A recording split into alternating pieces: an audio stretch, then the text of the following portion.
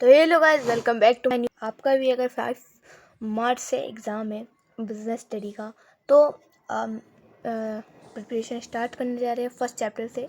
Daily ऐसी total chapter करके ख़त्म कर देंगे, फिर सैम्पल पेपर करेंगे। और बिजनेस स्टडी में ज़्यादातर केस स्टडी के क्वेश्चन ज़्यादा आते हैं। तो आप आई होप कि आप ये वीडियो पूरा देखना और अच्छे से तैयारी करना। तो चलिए वीडियो को शुरू करते हैं। पहला टॉपिक हमारा बिजनेस, ट्रेड एंड कॉमर्स। ठीक है, तो history of trade and commerce वाला टॉपिक इतना इम्पोर्टेंट नहीं है, बट आप रीड कर लेना, ठीक है। और हम अपने बिजनेस में ये एक रिवीजन सीरीज़ है, ठीक है दोस्तों। तो आप आई होप कि आप अच्छे से पढ़ोगे। तो पहले तो देखो ह्यूमन एक्टिविटी टाइप का होता है, दो टाइप का। एक इकोनॉमिक एक्टिविटी और एक होता है non economic activity. Economic activity जहाँ से हम प्रॉफिट या पैसे कमाते हैं। नॉन इकोनॉमिक एक्टिविटी जहाँ पे हम पैसे नहीं कमाते। अच्छा, मान लो आप स्टूडेंट हो, तो आप एक नॉन इकोनॉमिक एक्टिविटी कर रहे हो। आपकी मम्मी आपके लिए खाना बना रही है, ठीक है। आपके पापा या तो आपको स्कूल छोड़ते हैं, या तो आप गेम खेलते हो आउटडोर। तो उसमें क्या है, आप पैसे नहीं कमा रहे हो ना, आपका मेन मोटिव ये नहीं है ना पैसा कमाना। तो ये हो गया, ये आपको नॉन इकोनॉमिक। अगर मान लो आपके पेरेंट्स आपके लिए जॉब करके पैसे कमा रहे हैं, या आप थी कोई ट्रेडिंग ऐप से पैसे कमा रहे हो, कैसे भी, तो ये इकोनॉमिक एक्टिविटी हुआ, ठीक है। और इसी से एग्जांपल भी पूछ लेगा कि बताओ ये नॉन इकोनॉमिक एक्टिविटी है, इकोनॉमिक एक्टिविटी है, ठीक है। और बिजनेस क्या होता है, बिजनेस एक इकोनॉमिक एक्टिविटी है, ठीक है। बिजनेस क्या है, एक इकोनॉमिक एक्टिविटी है, ठीक। Which involve the production and sale of good and services, जिसमें से गुड का सेल और परचेज होता है with the main motive earning profit. अगर आप बिजनेसमैन हो तो आपका मेन मोटिव यही होना चाहिए, पैसे कमाना, ठीक है। और इसके कैरेक्टरिस्टिक देख लो, ये कैरेक्टरिस्टिक बहुत ही इंपॉर्टेंट है। पहला इस चैप्टर से पहला इंपॉर्टेंट क्वेश्चन है इसके कैरेक्टरिस्टिक, ठीक है। कैरेक्टरिस्टिक के स्टडी में ज़रूर पूछेगा, और के स्टडी भी हम करेंगे, ये सब चैप्टर निपट जाएंगे तब। हाँ, तो पहले तो इकोनॉमिक एक्टिविटी, जिसका मेन मोटिव क्या है, प्रॉफिट कमाना।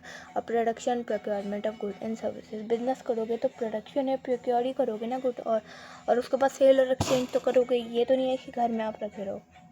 चौथा ये है कि रेगुलर बेसिस में, अगर मान लो एक स्टडी में ये पूछ लेगा कि अगर मान लो आपने अपने भंगार वाले को अपने ओल्ड बुक भेज दिया, ठीक है। तो क्या ये वो बिजनेस है, नहीं हुआ। ये बिजनेस कैसे हुआ, ये रेगुलर बेसिस में अगर आप करते हो सेल, ठीक है, तो हुआ ये बिजनेस। तो ये बिजनेस नहीं हुआ। और प्रॉफिट टर्निंग होना चाहिए, और सर्टेनिटी ऑफ रिटर्न। मान लो आपने अपने बिजनेस में पैसे लगाया, तो क्या उसके सर्टेनिटी है कि आपको पैसा प्रॉफिट होगा ही होगा।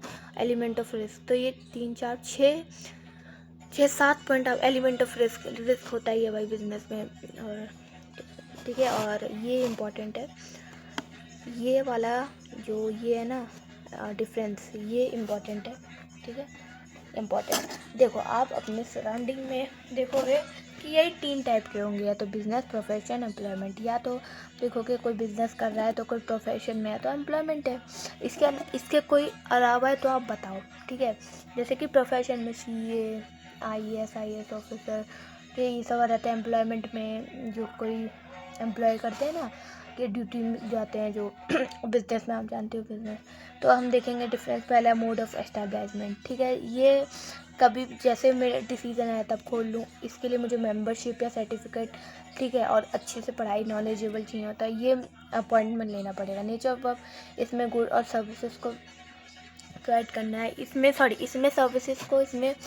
सर्विसेज इसमें है, और इसमें सामान को बेचना हो गया, ये डिपेंड करेगा वर्क ऑफ जॉब। क्वालिफिकेशन इसमें कोई मिनिमम ज़्यादा नहीं चाहिए। हाँ भाई, इसमें भाई मस्ट है। प्रोफेशन में अगर आप जाओगे तो प्रोफेशन में मस्त, CA में ऐसे तो ना चले जाओगे। और ये भी डिपेंड करेगा, ये डिपेंड करता है जॉब उसमें। और रिवॉर्ड ऑफ रिटर्न, ठीक है। इसमें रिवॉर्ड, मुझे बिजनेस में प्रॉफिट होगा, इसमें फीस होगी, और इसमें सैलरी होगी। और कैपिटल इन्वेंट क्या है इसमें, बिजनेस में तो भाई चाहिए ही चाहिए। बिजनेस खोलोगे तो कैपिटल चाहिए। प्रोफेशन में थोड़ा सा तो चाहिए, क्योंकि फीस आपको तो देना पड़ेगा ना। इसमें नहीं भाई, इसमें नहीं चाहिए। देखो, जितना झंझट इन दोनों में है ना, एम्प्लॉयमेंट में उतना झंझट नहीं है, सीधी सी बात। और पर सबसे बेस्ट तो प्रोफेशन है। प्रोफेशन में आपको ज़्यादा इज्जत मिलेगा, थोड़े अलग टॉपिक होगा। रिस्क से बिजनेस में होगा, इसमें थोड़ा रिस्क होगा, इसमें बिल्कुल रिस्क नहीं होगा। ट्रांसफ़र ऑफ इंटरेस्ट यानी मेरे बदले कोई और ले सकता है। हाँ भाई, बिजनेस में आ सकते हैं। मान लो मैं कहीं गाँव जाऊँ तो मतलब कोई घर वाले, मेरे घर वाले, भाई बहन कोई भी आ जाए। और प्रोफेशन में ऐसा नहीं है, उसमें भी नहीं है। कोड ऑफ कॉन्टैक्ट यहाँ पे कोई प्रिस्क्राइब कोड नहीं है, यहाँ पे कंपलसरी ये फॉलो करना पड़ेगा। ये डिपेंड करेगा जॉब बिहेवियर में, ठीक है। अब हम देखेंगे क्लासिफिकेशन ऑफ बिजनेस इंडस्ट्री, ठीक है। ये देखो इंडस्ट्री, और इंडस्ट्री में देखो प्राइमरी होता है, सेकेंडरी होता है, टर्शियरी। पहले आप ये वाला भी इम्पॉर्टेंट है, डिफरेंस इकोनॉमिक नॉन इकोनॉमिक। इसका मेन मोटिव होता है पैसे कमाना एंड क्रिएशन ऑफ वेल्थ। इसका साइकोलॉजिकल मोटिव मनी एक्सपेक्ट होता है, इसमें मनी एक्सपेक्ट नहीं होता है। और पर्पस होता है इसका क्रिएशन ऑफ वेल्थ, इसका साइकोलॉजिकल सेटिस्फैक्शन। इसका होता है गुड एंड सर्विसेज आउटकम, और इसका साइकोलॉजिकल, इसका बिजनेस प्रोफेशन एम्प्लॉयमेंट, इसका फैमिली ओरिएंटेड या नीडियम, ठीक है। अब हम आ जाते हैं इसमें हाँ, बिजनेस एक्टिविटी दो टाइप का होता है, इंडस्ट्री, कॉमर्स। इसमें प्राइमरी, सेकेंडरी, टर्शियरी। टर्शियरी देखो प्राइमरी में कि जैसे कि आपने रॉ मटेरियल, या रॉ मटेरियल में वुड, आपने वुड कलेक्ट करा, प्राइमरी हो गया। अब वही वुड से आपने टेबल बनाया, कहाँ बनेगा? With the help of machine, secondary, वो सेकेंडरी में बनेगा। और वही आप ट्रेड करते हो, सेल करते हो with the help of transport, banking, advertise करते हो, तो ये आ जाता है टर्शियरी में। समझ आ गया आपको? अभी हम डीप में पढ़ेंगे। और प्राइमरी में आ जाता है एक्सट्रैक्टिव और जेनेटिक। एक्सट्रैक्टिव वो जो होता है जो आप किसी भी चीज़ नेचर से आप एक्सट्रैक्ट करते हो, जैसे कि फ़िश लेते हो आप वाटर से, wood from timber. And genetic वो होता है जैसे कि जो आप रेयरिंग या ब्रीडिंग करके लेते हो, ठीक है, जैसे कि काऊ से मिल्क, ठीक। और इस सेकेंडरी में आपका मैन्युफैक्चरिंग, कंस्ट्रक्टिव मैन्युफैक्चरिंग मैंने आपको बता दिया, जो मैन्युफैक्चर करते हैं, जैसे कि वुड को आपने टेबल बना दिया। और कंस्ट्रक्शन, जो कंस्ट्रक्शन का काम होता है। टर्शरी में आपका transport, banking, communication, insurance, advertisement. इसका एक क्रोनम्स है बिटवा। बिटवा से आप याद रख सकते हो BIT। और वेयर हाउसिंग इसमें आ जाता है ये, ठीक है। और ये वाला एड्स टू ट्रेड, ये वाला बहुत ही इंपॉर्टेंट टॉपिक है, पेपर में हर साल पूछा जाता है। और ट्रेड में internal trade, external trade. Internal trade जो देश के अंदर होता है, एक्सटर्नल ट्रेड जो देश के बाहर होता है। इंटरनल में रिटेलर, होलसेलर आ जाता है। रिटेलर जो आपके दुकान में आप देखते होगे नॉर्मली जो बेचते हैं। होलसेलर जो उनको भी वो भी तो किसी से लेते हैं, जो बल्क में लेके आते हैं ट्रक में या छोटी हाथी में या तो बाइक में, आप देखोगे वो होलसेलर होते हैं। वैसे ज़्यादा उनका कुछ ज़्यादा मार्जिन नहीं होता है, profit margin. External trade, export, import, interport. Export क्या होता है? जब आप अपने देश से सामान बेच रहे हो दूसरे देश में, suppose that India is selling copies to the another country, तो एक्सपोर्ट हो गया। इंपोर्ट क्या हो गया? जब हम कुछ लें, ऑयल इंपोर्ट करते हैं हम रशिया से, यानी उनसे लेते हैं ऑयल। और एंट्रीपोर्ट क्या होता है? जिसका मेन हम इंपोर्ट करते हैं for the purpose of import.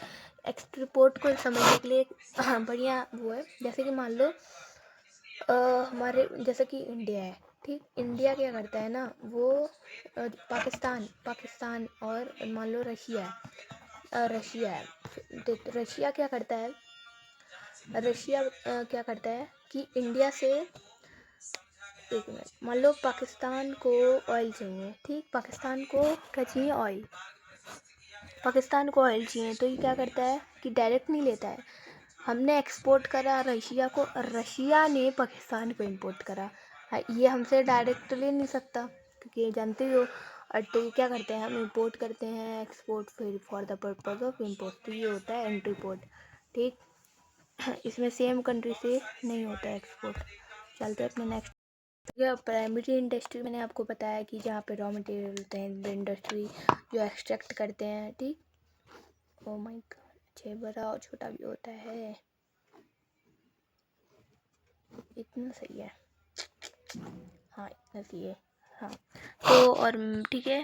और manufacturing, construction, tertiary, aids to trade, auxiliaries to trade, ये वाला इंपॉर्टेंट टॉपिक है, ये भी हम पढ़ेंगे, ठीक है। तो मैं चलो पढ़ लेते हैं। ट्रांसपोर्ट क्या होता है? मान लो कि देखो ट्रांसपोर्ट और कम्युनिकेशन, जैसे कि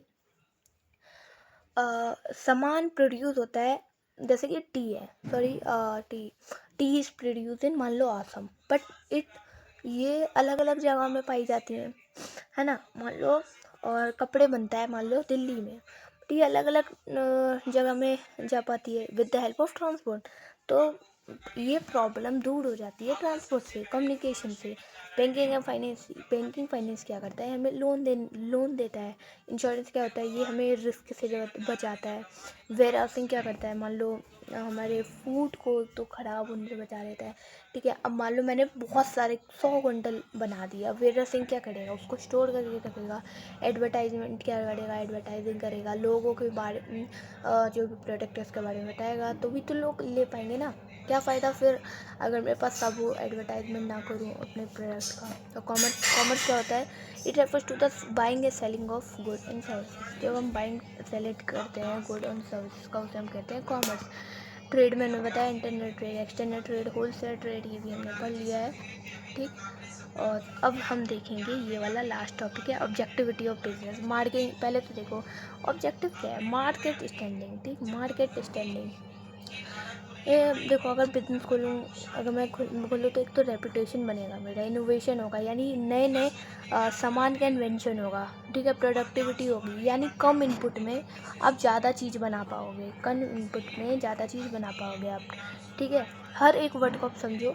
एक तो इससे क्या होगा, मार्केट स्टैंडिंग, रेपुटेशन, इनोवेशन से इन्वेंट होगा, प्रोडक्टिविटी से कम इनपुट से ज़्यादा फिजिकल एंड फाइनेंशियल रिसोर्स बनेगा, earning profit, manager development, worker performance and social responsibility की तरफ जाएंगे। बिजनेस ये भी इंपॉर्टेंट टॉपिक है। Business it refers to the possibility of inadequate profit, it refers to the possibility of inadequate profit or even losses due to uncertainties और unexpected event. ये अभी आप डेफिनेशन याद कर लो। It refers to the possibility of inadequate profit और even loss due to uncertainty of unexpected event. अब हम देखेंगे नेचर क्या है इसका, ठीक है। Risk is essential part of business. भाई बिजनेस है तो रिस्क होना ही होना है।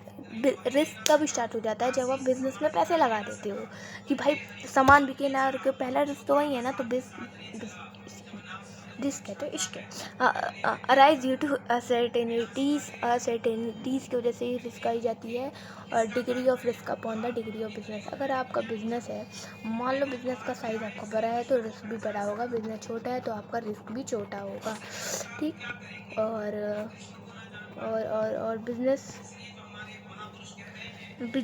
कॉज ऑफ बिजनेस कैसे हो गए, नेचुरल कॉज जैसे कि नेचुरल कैलेमिटी, अर्थक्वेक आ गया, कोई बाढ़ आ गया।